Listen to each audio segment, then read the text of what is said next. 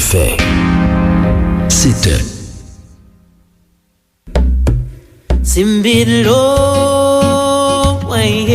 Bonjour, ici Malou Boboir sur Alter Radio.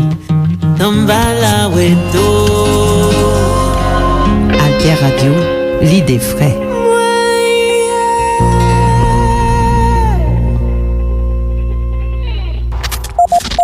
Information tout temps. Information sous toutes questions. Information dans toute forme.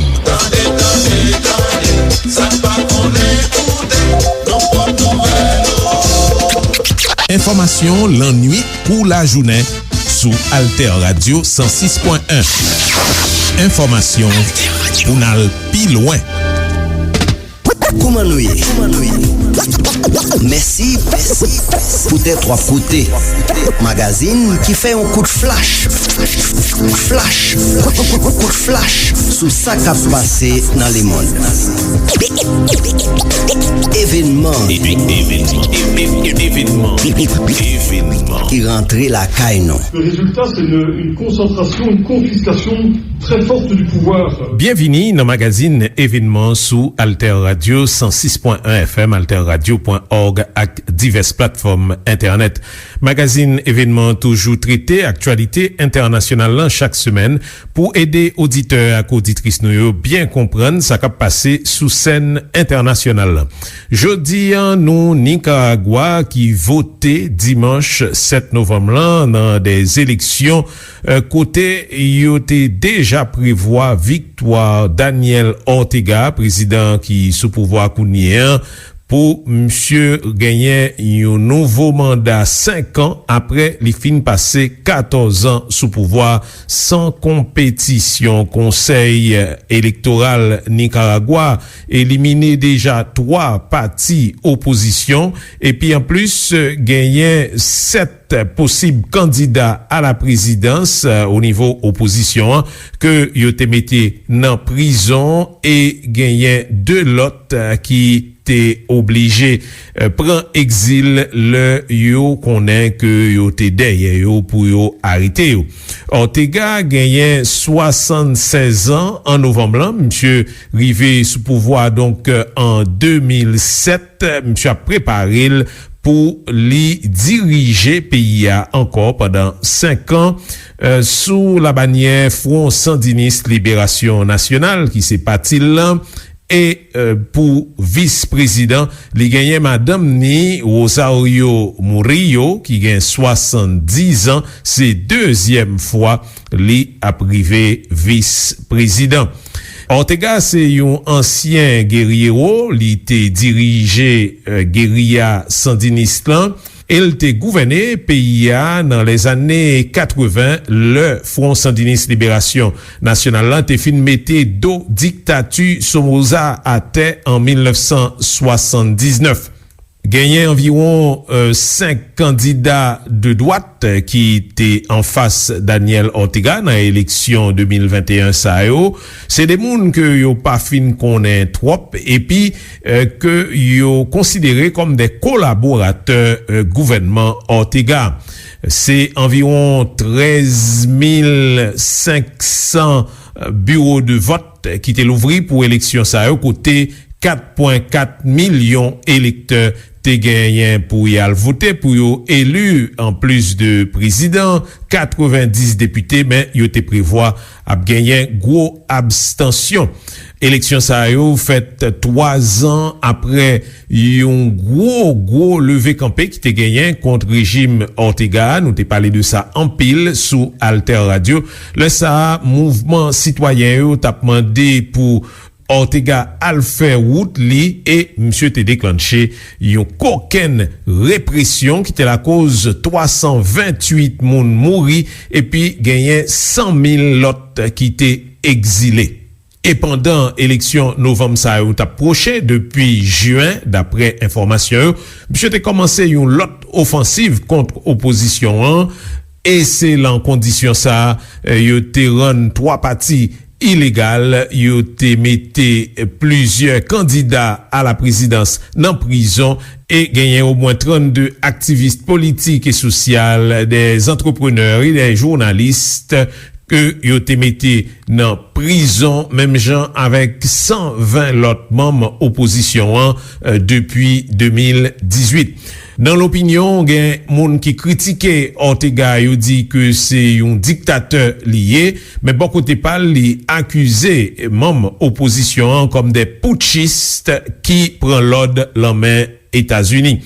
Communauté internationale l'a déjà dit, yo rejeté élection sa yo qui a fait au Nicaragua, notamment les États-Unis et l'Union européenne. Mais Denis Moncada, qui c'est ministre affaires étrangères nicaraguayen, dit pas gagner aucune puissance au monde qui est capable d'intimider yo.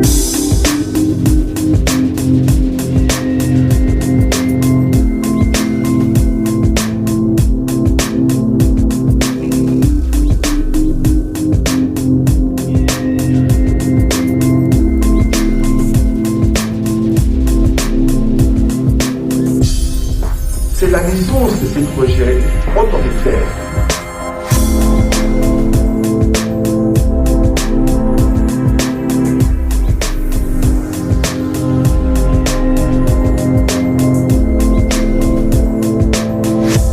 Élément d'observer avec eux dans l'émission ça, eh bien, au soutien dans une causerie collectif Solidarité avec Peuple Nicaragua t'est organisé dans Paris en octobre passé.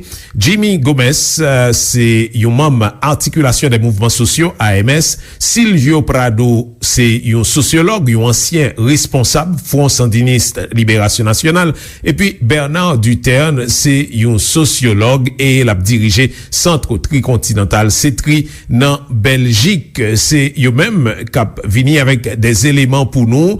Régime sandiniste, c'est un régime démocratique, progressiste et puis socialiste. C'est ça, président Daniel Ortega Van by la gauche dans niveau international. Mais Bernard Duterne, sociologue et directeur centre CETRI dans Belgique, fait qu'on est en réalité c'est un régime autoritaire, conservateur et puis néolibéral.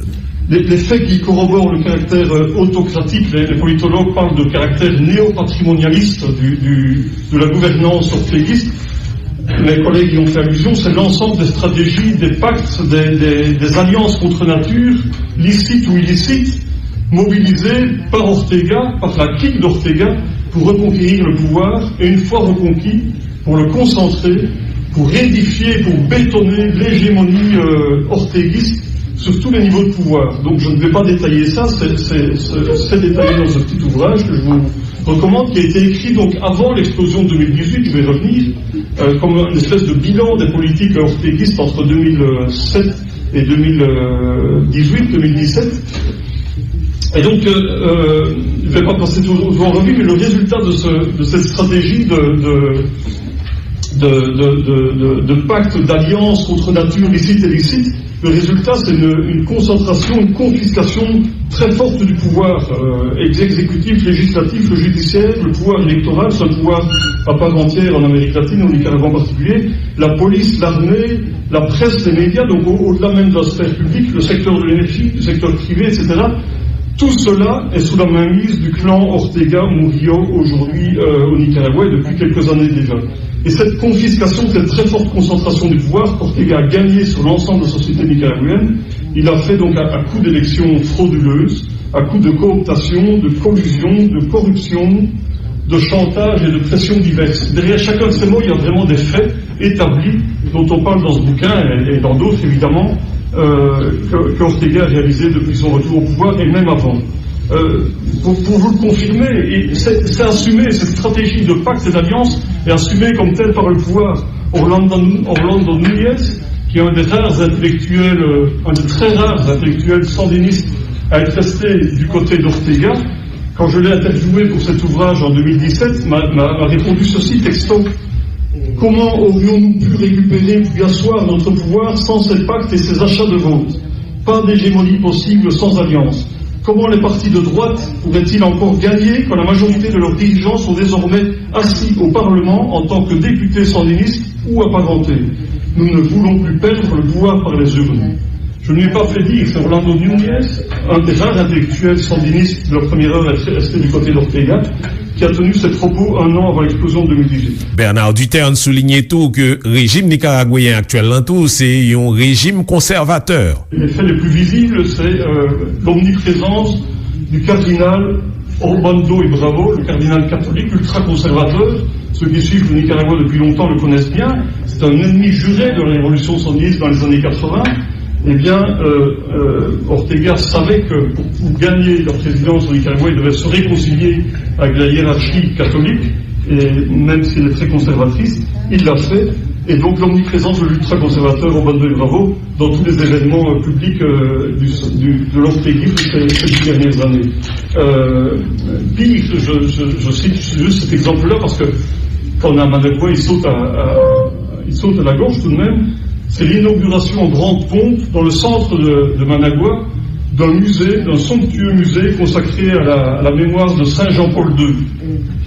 Pour ceux qui ont suivi le Nicaragua des années 80, la révolution sandiniste, souvenez Jean-Paul II qui a débarqué au Nicaragua dans les années 80 pour ostraciser publiquement devant les yeux du monde entier la révolution sandiniste et certains de ses ministres, Ernesto Cardenal entre parenthèses. Bref, au-delà de ça, au-delà de ces aspects très visibles, les faits qui corroborent le caractère conservateur de l'ortéguisme, c'est ce qu'on appelle là-bas le providentialisme médiéval qu'on retrouve dans la communication gouvernementale et même dans les décisions, ces références permanentes à Dieu et à sa volonté dans les communications et dans les décisions gouvernementales, jusqu'à faire passer la pandémie, vous le savez, la pandémie de coronavirus, comme une sanction divine pour les pays riches. C'est comme ça qu'il l'a caractérisé au départ. Mais au-delà, dans ses politiques lui-même, même la non-remise en cause du caractère patriarcal, pour ne pas dire machiste, de la culture dominante nicaraguayenne, notamment dans le code de la famille, et une série d'autres politiques menées, dont, pour ne citer qu'un exemple désastreux que vous connaissez bien, c'est la condamnation sévère au Nicaragua de toute forme d'avortement. La législation nicaraguayenne est l'une des plus restrictives au monde. Il n'y a que 5 pays dans le monde qui ont une politique aussi restrictive en matière d'avortement, ratifiée donc par les sandinistes de Daniel Ortega. Kounia nous fait un coup d'œil sous modèle économique régime Ortega en Nicaragua avec Bernard Duterte. Là, il n'y a pas eu l'ombre d'une hésitation. En 2006, il gagne les élections. En novembre 2006, en 2007, il entre au pouvoir. Le lendemain de son entrée au pouvoir, il se réunit avec le COSEP, donc les principales fédérations patronales, l'équivalent du MEDEF français, et il pactise avec le COSEP. Je vais m'occuper de la politique, vous allez vous occuper de l'économie. Et il inscrit ce pacte, cette alliance, dans un modèle qu'il assume également publiquement, le modèle de dialogue, d'alliance et de consensus. En juillet 2018, Ortega a redit dans une interview qu'il n'y avait pas une loi qui avait été votée sans l'approbation du COSEP. Ortega, le sandiniste, n'a pas voté une loi sans l'approbation du COSEP, ce sont ses mots. Et à l'analyse, il y a plus de 125 lois qui sont imputables directement au COSEP, donc aux principales fédérations patronales.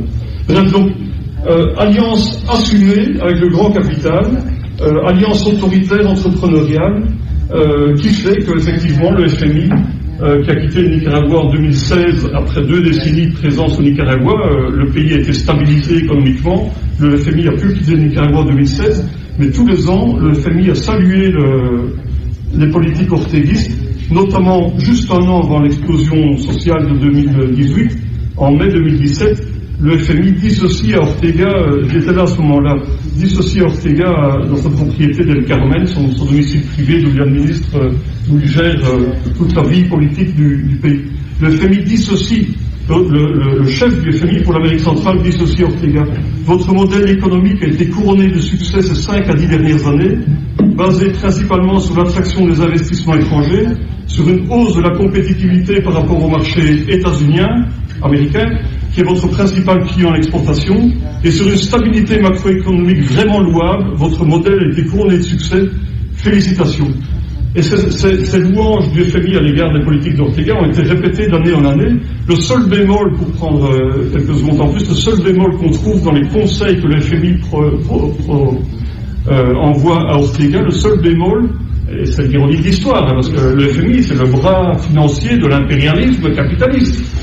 Eh bien, l'ironie de l'histoire, c'est que le bras financier de l'impérialisme capitaliste, le FMI, recommande chaque année à Ortega d'avoir une fiscalité un peu plus ambitieuse à l'égard des grandes fortunes nicaraguayennes.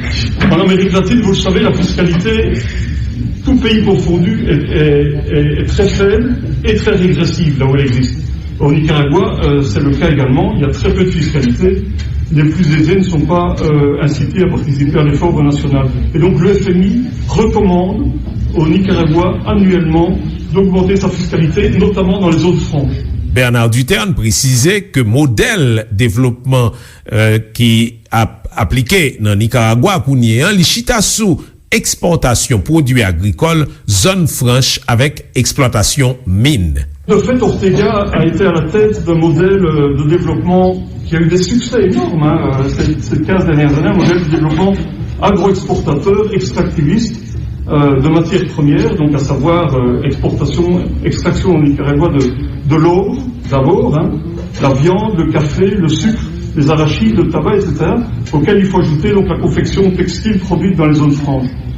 Ce modèle donc, application du CAFTA à la lettre, le CAFTA c'est les accords de libre-échange avec les États-Unis, l'Amérique centrale et la République dominicaine, c'est basé, mais de manière totalement assumée, sur l'ouverture indiscriminée aux investisseurs et aux capitaux étrangers, sur des politiques d'exonération, de déréglementation et de dispenses fiscales, sociales et environnementales. Derrière ces mots, il y a des décisions, des mesures qui ont été prises par le gouvernement Ortega ces dernières années et qui participent de fait à une dérégulation environnementale, une dérégulation sociale, une dérégulation fiscale de l'environnement nicaraguayen pour attirer les investisseurs internationaux. Et de promotion politique aussi, de promotion internationale des terres et de la main-d'œuvre nicaraguayenne. Allez sur le site de promotion de l'économie nicaraguayenne dirigé par un fils d'Ortega, j'ai oublié son prénom. Allez sur ce site aujourd'hui, on y vend le Nicaragua avec ses arguments aux investisseurs internationaux. Vous y trouverez les terres et la main-d'œuvre les moins chères d'Amérique centrale. Donc ce modèle a permis, le FMI a raison, un doublement du PIB en 10 ans. Donc Ortega, effectivement, à la tête d'un miracle économique. Faut le dire.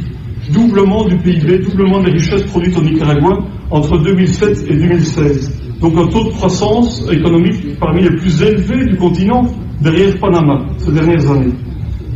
Une augmentation des investissements directs étrangers au Nicaragua annuel entre 2007 et 2017 de 16% par an. C'est énorme. Majoritairement des investisseurs en provenance d'Amérique du Nord, États-Unis, Canada, de Chine, l'Union européenne dans une moindre mesure, d'Israël également. Pas le temps d'entrer dans les détails. Mais pour vous indiquer l'ampleur de ce succès, Ortega a engrangé 10 fois plus d'investissements directs étrangers durant ses 10 premières années de gouvernement que les 3 administrations précédentes néolibérales entre 1990, 90 et 2006. 10 fois plus. Les exportations ont augmenté de 8% chaque année entre 2007 et 2017.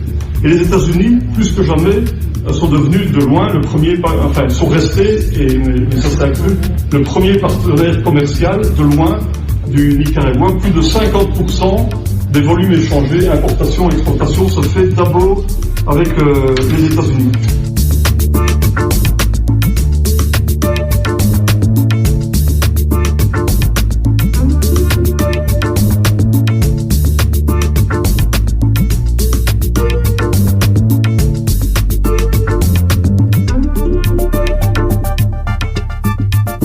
Maintenant, nous prenons un petit temps pour nous comprendre le contexte gros répression avril 2018 dans Nicaragua.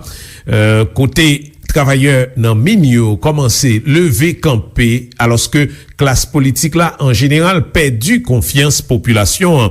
À côté pouvoir, parti opposition yo gagné un bon scandale dans moment ça, scandale corruption avec trafic drogue qui salio et secteur organisé yo obligé lancer un mouvement citoyen yo relé autoconvocados côté yo même yo considéré c'est yo qui propre leader tête yo. Jimmy Gomez fait partie de grand mouvement ça, l'articulation des mouvements sociaux AMS. 2018 fue cuando la represión ciudadana subió a la ciudad, ¿no? Teníamos represión a los territorios indígenas, En 2018, la répression est descendue dans les villes. Jusqu'à présent, nous subissions cette répression que dans les zones indigènes.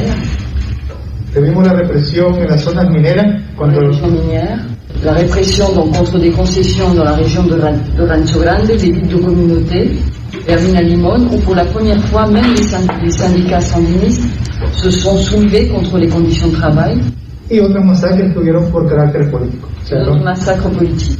Et donc cette répression était déjà installée le 18 avril, elle était installée pour protéger le modèle de production, le modèle productif du Nicaragua. Toda la clase política, y esto es importante este dato, porque también permite entender cuántos partidos políticos hoy se presentan en el boletín electoral. Nous traversions aussi une autre crise en 2018, au moment de l'éclatement du soulèvement. Il y avait une crise politique, une crise des partis politiques. Et ça, c'est important de le souligner parce que ça permet de comprendre la situation actuelle. Tous ces partis étaient liés à des affaires de corruption, avec du narcotrafic. Ces partis étaient aussi liés au trafic politique, au trafic de privilèges, à des prébendes et de privilèges. Et donc la population avait perdu tout espoir dans la vie politique et était aussi opposée à ces partis politiques. Y esto es clave, por eso la población, cuando se levanta en abril. Et donc ça, c'est un élément clé qui permet de comprendre pourquoi, lorsque la population se soulève en avril 2018, elle le fait à partir de ce qu'on appelle les autoconvocados, les auto-organisés, à partir des quartiers, des collectifs écologistes, féministes, à partir de la société civile.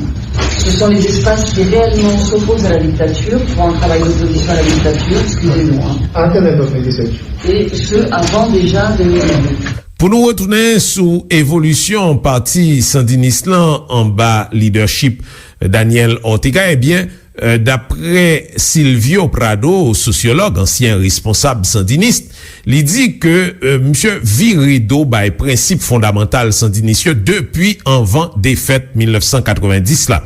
Compromis éthique l'en cassé et dans ce sens ça, you fait bien pays à tourner bien privé yo, c'est une défaite politique dans l'élection mais tout qui marchait avec une défaite morale, c'est ça Silvio Prado souligné, il dit que yo pas arrivé gérer passage yo pour sortir dans gouvernement, entrer dans opposition sans âme, discussion vient commencer à faire sous comment pour reprendre pouvoir comme parti politique révolutionnaire sans âme. Première discussion yo avec rupture yo fait dans premier congrès sandiniste en 1991 et courant dominant yo c'est courant qui lié avec force armée qui pas toléré discussion et comme ça démocratie interne vin boire l'huile l'en parti sandiniste Silvio Prado. Pour la première fois, les Front sandinistes est devenu un parti politique autour d'une seule personne, Daniel Ortega. Et après, autour de sa famille. Alors, on a passé d'un État parti à un parti famille. C'est-à-dire, les Front sandinistes a été privatisés par la famille d'Ortega. Et toutes les expressions qui demandaient les débats internes, la démocratie interne, sont exclues, sont rejetées, sont expulsées du Front sandiniste. Alors, c'est la naissance de ces projets autoritaires, cette absence de discussion, cette absence de démocratie interne, c'est l'origine. Le premier deux congrès du Front sandiniste ont duré 400 jours, les discussions de délibération. Mais tout après, le troisième, le quatrième, ça a duré 2 jours, 1 jour. Vous savez combien de temps est duré le dernier congrès du Front sandiniste? 4 heures.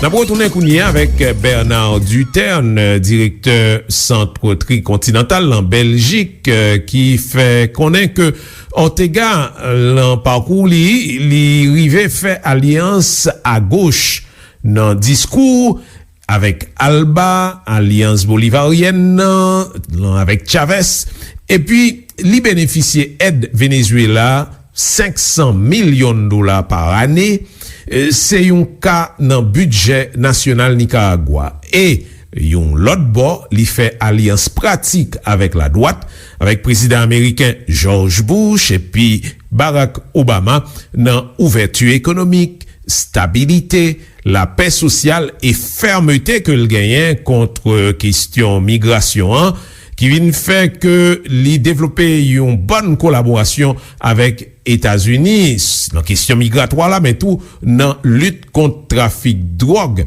Li vient bénéficier donc bon genre financement dans mes grands voisins qui considéraient que monsieur c'est populiste, c'est vrai, mais li responsable.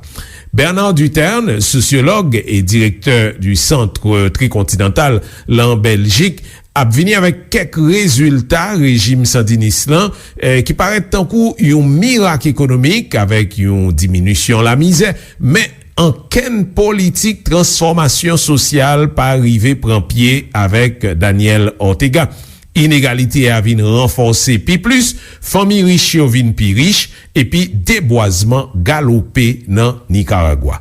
La période de vache grasse va connaître un basculement comme partout en Amérique latine à partir de 2014, 2015, 2016 pour une triple raison au Nicaragua, ce que les économistes appellent le cycle déflationniste des matières premières. Donc après avoir monté très très fort, le baril de pétrole quand Chavez entre au pouvoir en 99 était à $15. Quand Chavez meurt en 2013-2012, je me souviens plus trop, il a $120.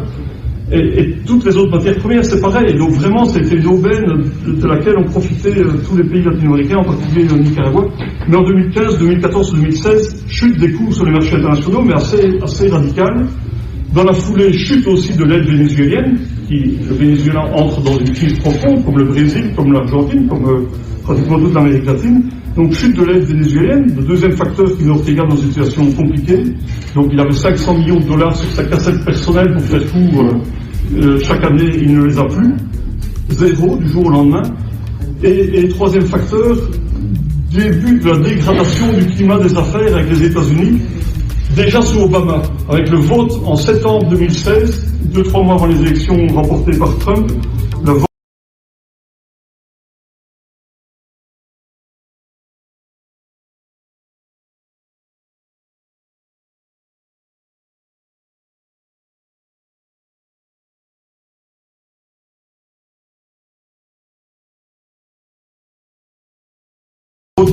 de la NICAC, de la loi NICAC, jamais appliquée comme telle jusqu'à aujourd'hui d'ailleurs, mais enfin, vote d'une loi suite à les États-Unis ont été crispés comme une partie du FSLN d'ailleurs par la candidature en 2016 de l'épouse de Daniel Ortega à la vice-présidence du pays.